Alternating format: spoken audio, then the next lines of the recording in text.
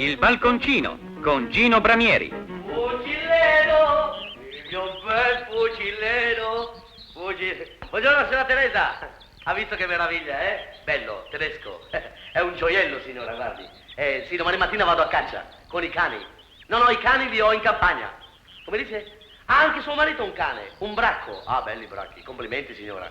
Come dice? Una volta ha fatto una ferma di 10 minuti. Ah, pensi mio fratello ha fatto una ferma di 18 mesi a militare. Ah, buona signora, era una buttata. Oh, signora. Ho cacciato un pesce, signora. Ho cacciato un pesce. Pensi.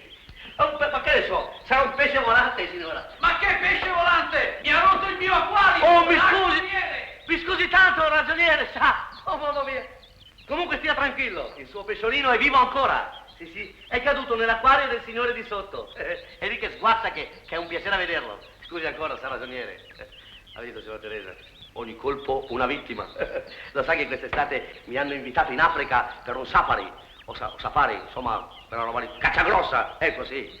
Paura? Beh, paura no, per la verità io con i leoni ci scherzo. Sono le tigri mi fanno paura, sì. No, non la tigre del Bengala, la tigre di Galarate, mia suocera, signora. Guardi, io davanti a un leone sono pronto a battermi, ma davanti a mia suocera io alzo la manina e mi arrendo.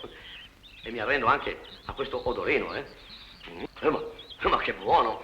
Ma viene da lei, signora? Ah, ecco, cosa sta facendo di buono? Arrosto in casseruola. Cosa ci ha messo dentro? Ah sì, ma si capisce, ma per forza, ma è logico, perché c'è olio e olio, ma di Bertolli ce n'è uno solo. E poi le do un consiglio, signora, dopo un piatto così sa che cosa ci vuole? Un buon bicchiere di vino di quello che dico io, perché c'è vino e vino, ma Chianti Bertolli è uno solo. Olio d'oliva Bertolli, la marca centenaria famosa in tutto il mondo.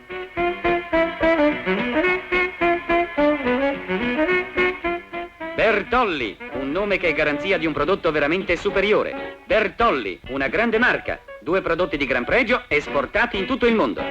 Bertolli.